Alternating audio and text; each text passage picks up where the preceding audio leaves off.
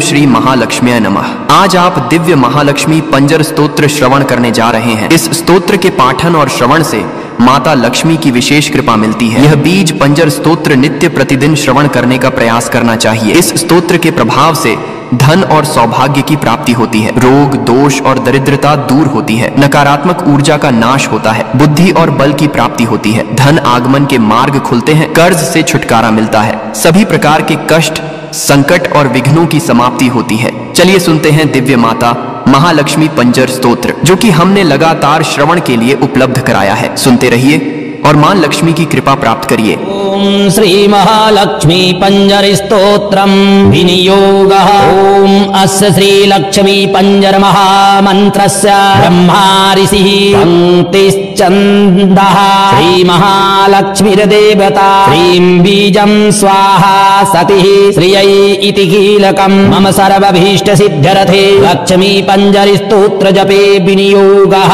ओम श्रीं ह्रीं विष्णुवल्लभायै अष्टाभ्यां नमः। ओम श्रीं ह्रीं जगजजन्यै तर्जनीभ्यां नमः। ओम श्रीं ह्रीं सिद्धिसेवितायै मध्यमाभ्यां नमः। ओम श्रीं ह्रीं सिद्धिदात्रै अनामिकाभ्यां नमः। ओम श्रीं ह्रीं वाञ्छितपूरितायै अनिष्टिकाभ्यां नमः। ओम श्रीं ह्रीं श्रीं श्रियै नमः। स्वाहेति करतलकरपृष्ठाभ्यां नमः। ओम श्रीं ह्रीं विष्णुवल्लभायै हृदयाय नमः। ओम श्रीं ह्रीं जगज्जनन्यै शिरसे स्वाहा। ओम श्रीं ह्रीं सिद्धिसेवितै शिखायै वसट। ओम श्रीं ह्रीं सिद्धिदात्रै कवचाय हुम्। ओम श्रीं ह्रीं वाञ्छितपूरिताय नेत्राभ्यां वौषट। ओम श्रीं ह्रीं श्रीं श्रियै नमः। स्वाहेत्यस्त्राय फट। भूर्भुवः सुवरोमिति दिगबन्धः ध्यानम्। ओम वन्दे लक्ष्मीं परमशिवमयीं शुद्धजाम्बूनदाभा तेजोरूपां कनकवसनां सर्वभूषोज्ज्वलाङ्गी बीजापूरं कनककलशः हेमपदमं दधानामाद्यां शक्तिं भुक्ति सकलजननीं विष्णुमामाङ्कसंस्थां शरणां त्वां प्रपन्नोऽस्मि महालक्ष्मी हरिप्रिये प्रसदां कुरु देवेशि मयि दुष्टे पराधिनि कोटिकन्दर्पलावण्यं सौन्दर्यैकस्वरूपता सर्वमङ्गलमाङ्गल्य श्रीरमां शरणं व्रजे। ओम श्रीं ह्रीं ऐं क्लीं नमो विष्णुवल्लभायै महामायायै खं खं गं घं गं नमस्ते। नमस्ते मां पाहि पाहि रक्ष रक्ष धनं धान्यं श्रियं समृद्धि देहि देहि श्रीं श्रियै नमः स्वाहा। ओम श्रीं ह्रीं ऐं क्लीं नमो जगज्जनन्यै वात्सल्यनिधये चं चं जं झं इयं नमस्ते। नमस्ते मां पाहि पाहि रक्ष रक्ष श्रियं प्रतिष्ठां वाक्सिद्धि मे देहि देहि श्रीं श्रियै नमः स्वाहा। ओम श्रीं ह्रीं ऐं क्लीं नमः सिद्धिसेवितायै सकलाभीष्टदानदीक्षितायै ठं ठं डं ढं लं नमस्ते नमस्ते। मां पाहि पाहि रक्ष रक्ष सर्वतो भयं देहि देहि श्रीं श्रियै नमः स्वाहा। ओम श्रीं ह्रीं ऐं क्लीं नमः सिद्धिदात्रै महा अचिन्त्य शक्तिकायै तं थं दं धं नं नमस्ते नमस्ते। मां पाहि पाहि रक्ष रक्ष मे सर्वभीष्ट सिद्धिं देहि देहि श्रीं श्रियै नमः स्वाहा। ओम श्रीं ह्रीं ऐं क्लीं नमो वाञ्छितपूरितायै सर्वसिद्धिमूलभूतायै पं फं बं भं मं नमस्ते नमस्ते। मां पाहि पाहि रक्ष रक्ष मे मनोवाञ्छितां सर्वार्थभूतां सिद्धिं देहि देहि श्रीं श्रियै नमः स्वाहा। ओम श्रीं ह्रीं ऐं क्लीं कमले कमलालये मह्यं प्रसीद प्रसीद महालक्ष्मी तुभ्यं नमो नमस्ते। जगद्धितायै यं रं लं बं सं खं सं हं छं नमस्ते नमस्ते। मां पाहि पाहि रक्ष मे वश्याकर्षणमोहन स्तम्भरोच्चाटन ताडनाचिन्तशक्ति वैभवं देहि देहि श्रीं श्रियै नमः स्वाहा। ओम श्रीं ह्रीं ऐं क्लीं धात्रै नमः स्वाहा। ओम श्रीं ह्रीं ऐं क्लीं श्रीं बीजरूपायै नमः स्वाहा। ओम श्रीं ह्रीं ऐं क्लीं विष्णुवल्लभायै नमः स्वाहा ॐ श्रीं ह्रीं ऐं क्लीं सिद्ध्यै नमः स्वाहा ॐ श्रीं ह्रीं ऐं क्लीं बुद्ध्यै नमः स्वाहा ॐ श्रीं ह्रीं ऐं क्लीं रत्यै नमः स्वाहा ॐ श्रीं ह्रीं ऐं क्लीं मत्यै नमः स्वाहा ॐ श्रीं ह्रीं ऐं क्लीं कान्त्यै नमः स्वाहा ॐ श्रीं ह्रीं ऐं क्लीं शान्त्यै नमः स्वाहा ॐ श्रीं ह्रीं ऐं क्लीं शर्वतो भद्ररूपायै नमः स्वाहा ॐ श्रीं ह्रीं ऐं क्लीं ह्रीं श्रियै नमः ॐ नमो भगवती ब्रह्मादि वेदमातर्वेदोद्भवे वेदगर्भे सर्वशक्ति शिरोमणे ह्रीं हरिवल्लभे ममाभीष्टं पूरय पूरय मां सिद्धिभाजनं कुरु कुरु अमृतं कुरु कुरु अभयं कुरु कुरु सर्वकार्येषु ज्वल ज्वल प्रज्वल प्रज्वल मे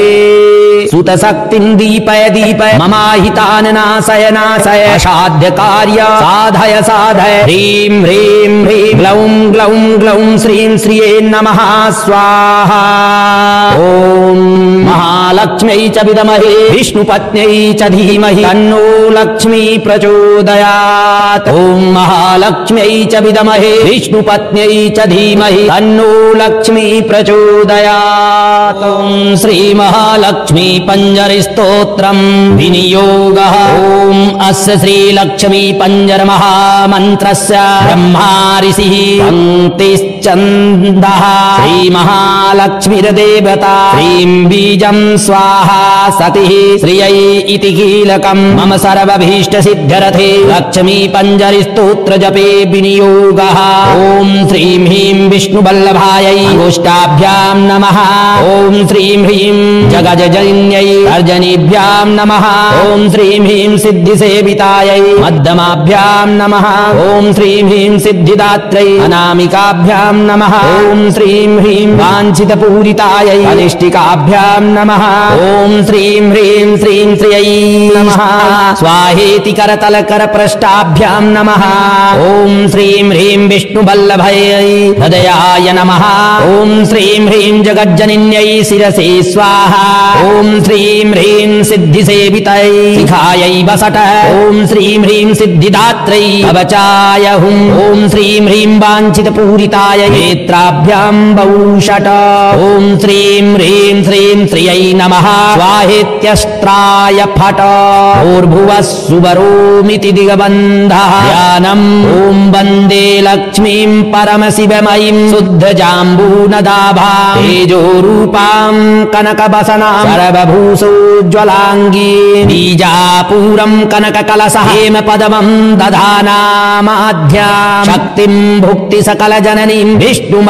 विष्णुमामाङ्कसंस्थां शरणां त्वां प्रपन्नोऽस्मि महालक्ष्मी हरिप्रिये प्रसदां कुरु देवेशि मयि दुष्टे पराधिनि कोटिकन्दर्पलावण्यं सौन्दर्यैक्यस्वरूपता सर्वमङ्गलमाङ्गल्य श्रीरमां शरणं व्रजे ॐ श्रीं ह्रीं ऐं क्लीं नमो विष्णुवल्लभायै महामायायै खं खं गं घं गं नमस्ते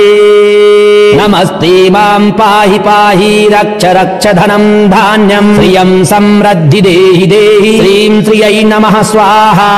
ॐ श्रीं ह्रीं ऐं क्लीं नमो जगज्जनन्यै वात्सल्यनिधये चं चं जं झं इयं नमस्ते नमस्ते मां पाहि पाहि रक्ष रक्ष श्रियं प्रतिष्ठां वाक्सिद्धि मे देहि देहि श्रीं श्रियै नमः स्वाहा ॐ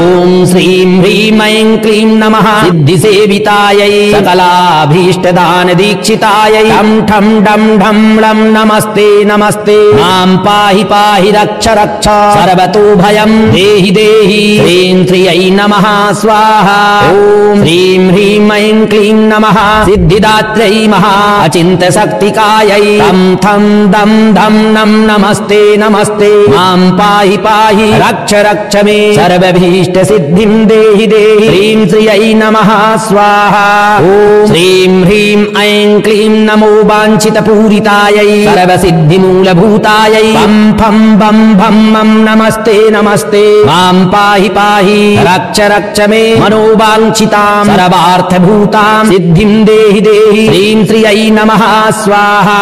ॐ श्रीं ह्रीं ऐं क्लीं कमले कमलालये मह्यं प्रसीद प्रसीद महालक्ष्मी तुभ्यं नमो नमस्ते जगद्धितायै यं रं लं बं सं खं सं हं छं नमस्ते नमस्ते मां पाहि पाहि रक्ष मे वश्याकर्षण मोहन स्तंभनोच्चाटन ताड़ना चिंत शक्ति वैभवं देहि देहि श्रीं श्रियै नमः स्वाहा ॐ श्रीं ह्रीं ऐं क्लीं धात्रै नमः स्वाहा ॐ श्रीं ह्रीं ऐं क्लीं श्रीं बीजरूपायै नमः स्वाहा ॐ श्रीं ह्रीं ऐं क्लीं विष्णुवल्लभायै नमः स्वाहा ॐ श्रीं ह्रीं ऐं क्लीं सिद्ध्यै नमः स्वाहा ॐ श्रीं ह्रीं ऐं क्लीं बुद्ध्यै नमः स्वाहा ॐ श्रीं ह्रीं ऐं क्लीं रत्यै नमः स्वाहा ॐ श्रीं ह्रीं ऐं क्लीं मत्यै नमः स्वाहा ॐ श्रीं ह्रीं ऐं क्लीं कान्त्यै नमः स्वाहा ॐ श्रीं ह्रीं ऐं क्लीं शान्त्यै नमः स्वाहा ॐ श्रीं ह्रीं ऐं क्लीं शर्वतो भद्ररूपायै नमः स्वाहा ॐ श्रीं ह्रीं ऐं क्लीं श्रीं श्रियै नमः ॐ नमो भगवती ब्रह्मादि वेदमातर्वेदोद्भवे वेदगर्भे सर्वशक्ति शिरोमणे श्रीं हरिवल्लभे ममाभीष्टं पूरय पूरय मां सिद्धिभाजनं कुरु कुरु अमृतं कुरु कुरु अभयं कुरु कुरु सर्वकार्येषु ज्वल ज्वल प्रज्वल प्रज्वल मे सुतशक्तिं दीपय दीपय ममाहितान् नाशय नाशय असाध्य कार्य साधय साधय ह्रीं ह्रीं ह्रीं ग्लौं ग्लौं ग्लौं श्रीं श्रिये नमः स्वाहा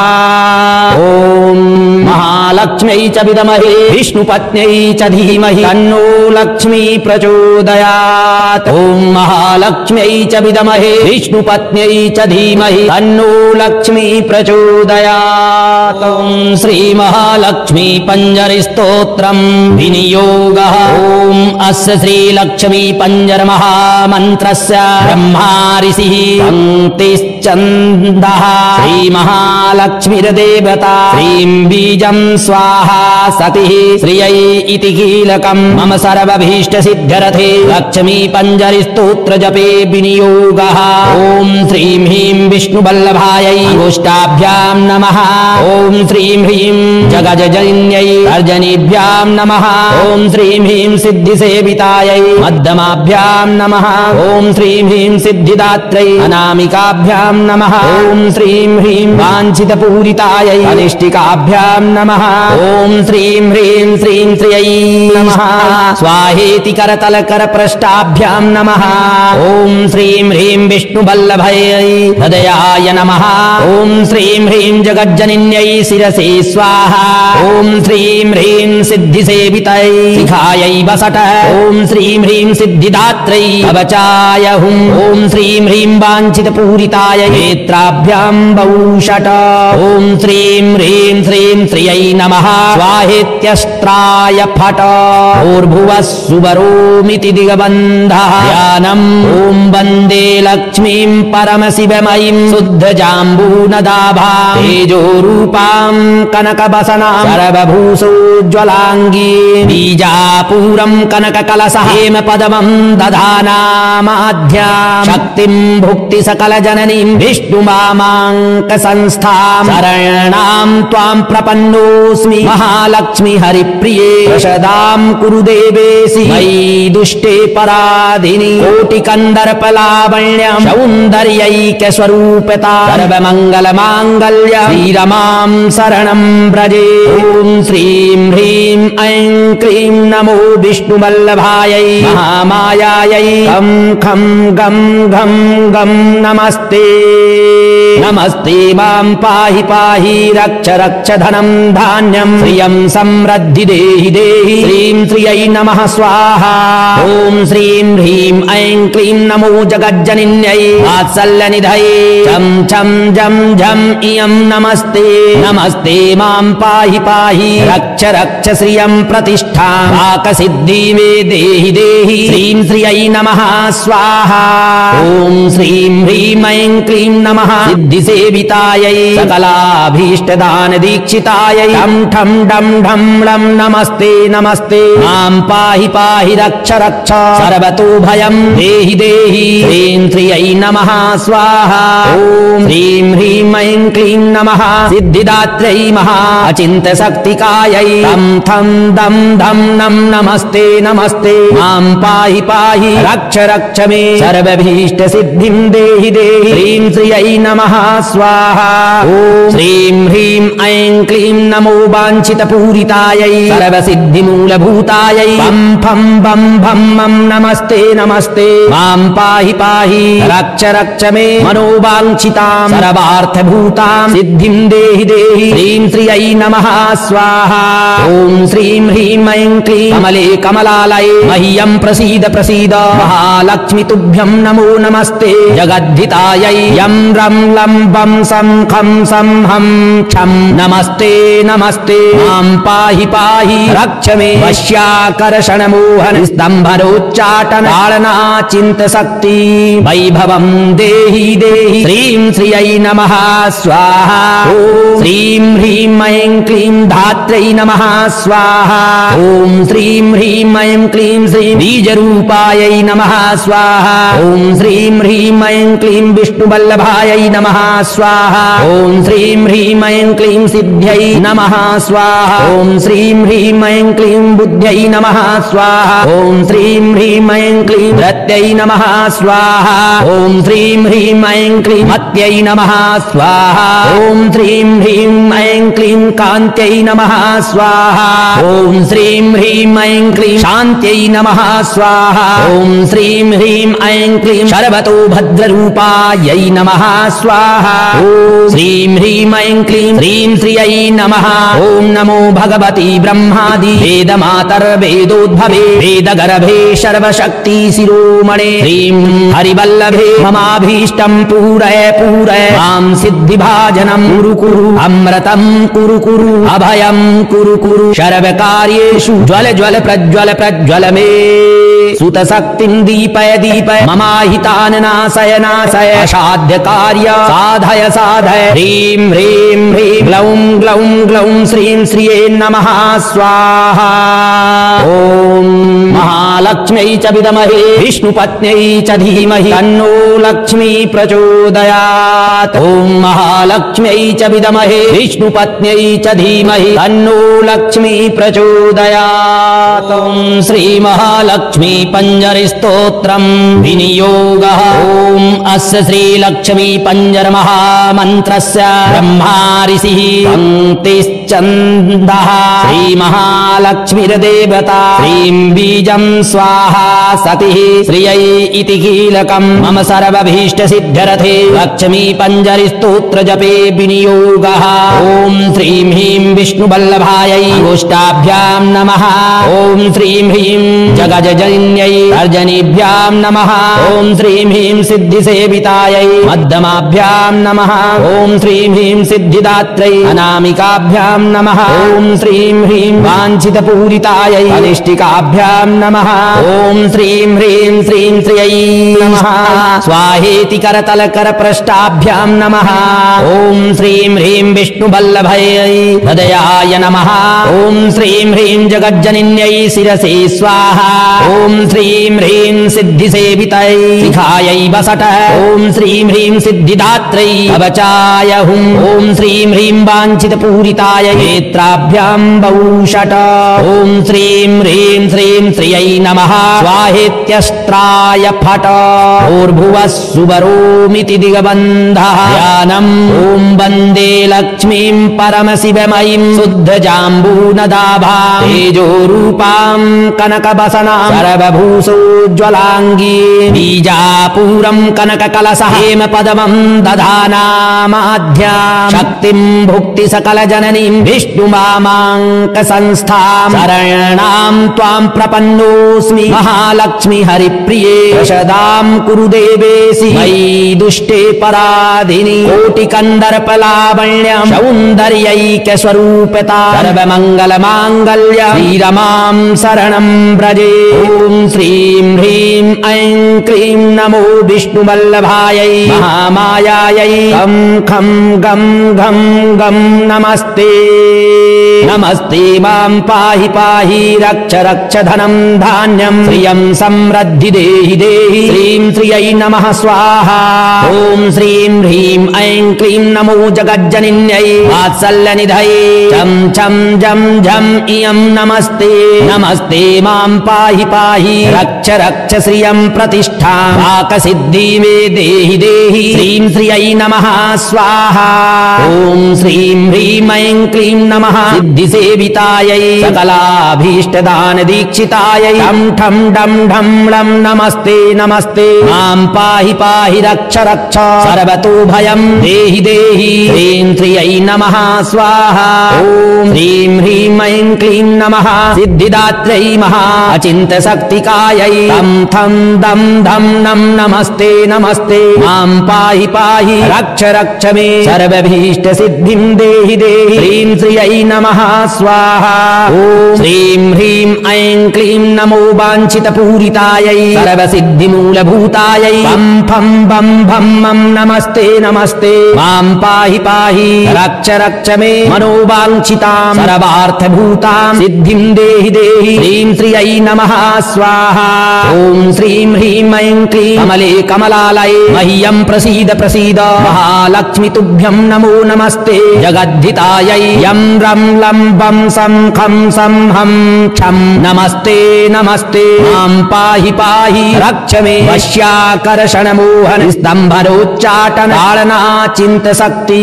वैभवं देहि देहि श्रीं श्रियै नमः स्वाहा ॐ श्रीं ह्रीं ऐं क्लीं धात्र्यै नमः स्वाहा ॐ श्रीं ह्रीं ऐं क्लीं श्रीं बीजरूपायै नमः स्वाहा ॐ श्रीं ह्रीं ऐं क्लीं विष्णुवल्लभायै नमः स्वाहा ॐ श्रीं ह्रीं ऐं क्लीं सिद्ध्यै नमः स्वाहा ॐ श्रीं ह्रीं ऐं क्लीं बुद्ध्यै नमः स्वाहा ॐ श्रीं ह्रीं ऐं क्लीं रत्यै नमः स्वाहा ॐ श्रीं ह्रीं ऐं क्लीं मत्यै नमः स्वाहा ॐ श्रीं ह्रीं ऐं क्लीं कान्त्यै नमः स्वाहा ॐ श्रीं ह्रीं ऐं क्लीं शान्त्यै नमः स्वाहा ॐ श्रीं ह्रीं ऐं क्लीं सर्वतो भद्ररूपायै नमः स्वाहा ॐ श्रीं ह्रीं ऐं क्लीं श्रीं श्रियै नमः ॐ नमो भगवती ब्रह्मादि वेदमातर्वेदोद्भवे वेदगर्भे सर्वशक्ति शिरोमणे श्रीं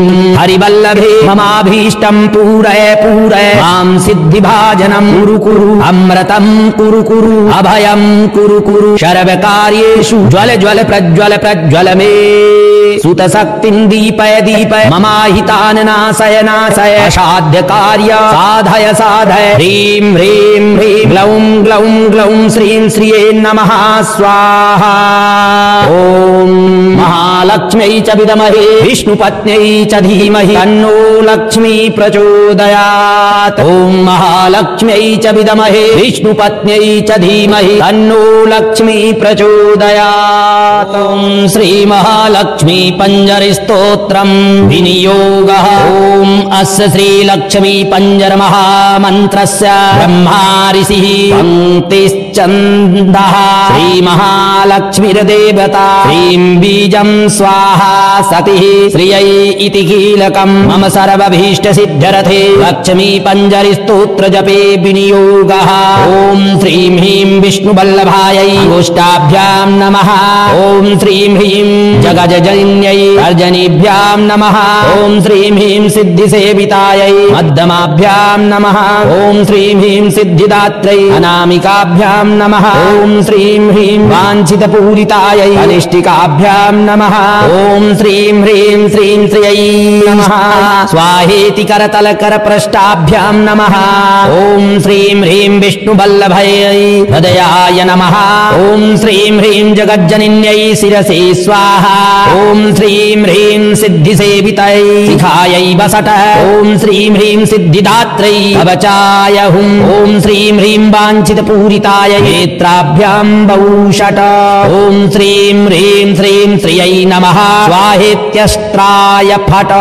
भूर्भुवः सुवरोमिति दिगबन्धः ध्यानम् ॐ वन्दे लक्ष्मीं परमशिवमयीं शुद्धजाम्बूनदाभां तेजोरूपां कनकवसनां सर्वभूषोज्ज्वलाङ्गी बीजापूरं कनककलशः हेमपदमं दधानामाद्यां शक्तिं भुक्ति सकलजननीं विष्णुमामाङ्कसंस्थां शरणां त्वां प्रपन्नोऽस्मि महालक्ष्मी हरिप्रिये प्रसदां कुरु देवेशि मयि दुष्टे पराधिनि कोटिकन्दर्पलावण्यं सौन्दर्यैक्यस्वरूपता सर्वमङ्गलमाङ्गल्य श्रीरमां शरणं व्रजे ॐ श्रीं ह्रीं ऐं क्लीं नमो विष्णुवल्लभायै महामायायै खं खं गं घं गं नमस्ते नमस्ते मां पाहि पाहि रक्ष रक्ष धनं धान्यं श्रियं समृद्धि देहि देहि श्रीं श्रियै नमः स्वाहा ॐ श्रीं ह्रीं ऐं क्लीं नमो जगज्जनन्यै वात्सल्यनिधये चं चं जं झं इयं नमस्ते नमस्ते मां पाहि पाहि रक्ष रक्ष श्रियं प्रतिष्ठां वाक्सिद्धि मे देहि देहि श्रीं श्रियै नमः स्वाहा ॐ श्रीं ह्रीं ऐं क्लीं नमः सिद्धिसेवितायै सकलाभीष्टदानदीक्षितायै ठं ठं डं ढं लं नमस्ते नमस्ते मां पाहि पाहि रक्ष रक्ष सर्वतो भयं देहि देहि श्रीं श्रियै नमः स्वाहा ॐ